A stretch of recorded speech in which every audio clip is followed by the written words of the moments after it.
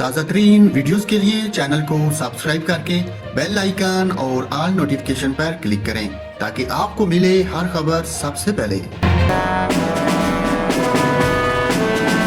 اور ناظرین، محکمہ موسمیات نے آئندہ 24 گھنٹوں کے دوران پنجاب کے مختلف شہروں میں مزید بارشوں کی پیش گوئی کر دی۔ محکمہ موسمیات کے جاری کردہ الرٹ کے مطابق آئندہ 24 گھنٹوں کے دوران گجرات، سیالکوٹ، قصور، اوکارا، گوجرانوالا، سرگودا اور کوشام میں بارش کا امکان ہے۔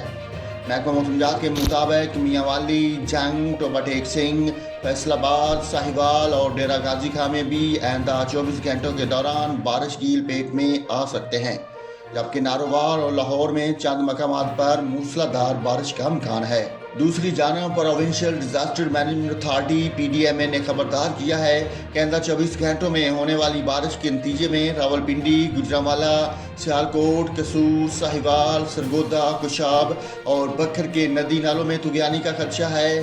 PDMA کے مطابق لیا، میاں والی، جنگ اور ٹوبہ ٹیک سنگھ کے ندی نالوں میں طغیانی، جبکہ مری میں لینڈ سلائیڈنگ کا خطرہ ہے۔